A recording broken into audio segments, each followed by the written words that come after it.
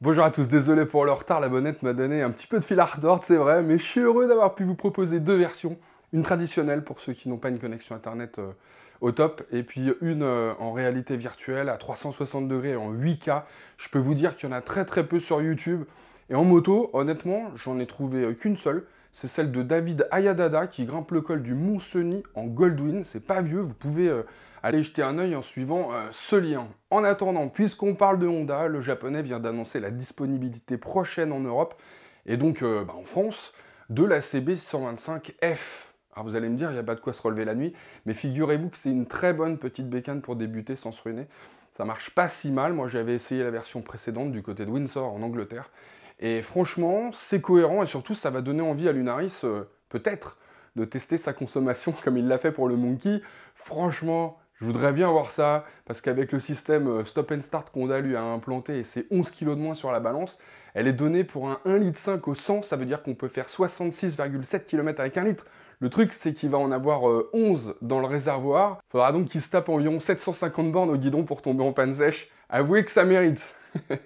On continue avec la Pan America Adventure Touring. Vous savez, c'est le maxi trail à la sauce Milwaukee. Eh bien, figurez-vous qu'il est possible de le voir en vrai en France. Tout à fait. Bon, pour aujourd'hui, chez Harley-Davidson Paris Étoile, c'est mort. Mais demain, le 30 septembre, il sera dans la concession de Harley de Coignières, dans le 78. Jeudi 1er octobre à Saint-Cloud, dans le 92. Le 2 à Villiers-sur-Marne, dans le 94. Et retour à Paris, le samedi 3, dans la concession de Bastille. Franchement, ça mérite aussi. Direction l'Italie maintenant, vous allez penser que je fais une fixette, mais on m'a demandé si j'avais des news des Benelli équipés d'un 800 cm3. Eh bien oui, les Leoncino et Leoncino Trail 800 ont été officialisés pour 2021. Probablement pour le printemps, et non, ce n'est pas le moteur de la 752S, mais celui des 500, dont on a augmenté l'alésage et la course pour atteindre 754 cm3. Oui madame, résultat, un peu moins de 82 chevaux à 9000 tours, et 67 Nm de couple à 6500, donc aussi coupleux, mais plus puissant qu'une MT-07 par exemple. Sachant que ça fait 6 kg de plus, ça devrait être pas mal, mais pas aussi exubérant que le dernier missile lancé par BMW. Ladies and gentlemen, let me present to you la M1000RR.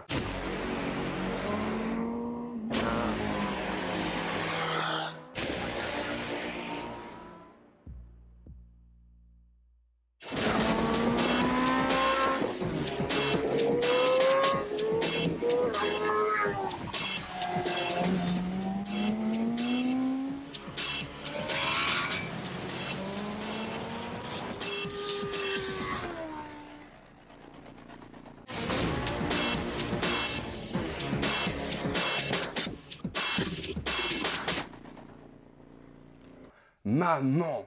Chez BM, ils ont collé le M de Motorsport, la division truc de ouf des voitures, sur une moto. Allez, on va pas bouder notre plaisir quand j'avais 20 ans. Dans les années 90, la M3, c'était le truc qui pouvait t'empêcher de dormir. Donc je rentre pas dans tous les détails, mais en résumé, dans cette version M, la S1000RR gagne des ailerons, parce que c'est classe, perd 5 kg parce que light is right, mais surtout prend encore 5 chevaux pour passer à 212 1000 tours plus haut, c'est-à-dire à 14 500 tours. Côté couple, ça ne bouge pas, mais il culminait déjà à 113 Nm à 11 000 tours. En revanche, BM assure que le moteur respire mieux, entre 6 000 et 15 000, donc ça va. On devrait quand même pouvoir poser un genou. Déjà au moment de signer le chèque, parce que si c'est une concurrente des Panigale V4, ça peut monter à 40 000 € la petite histoire.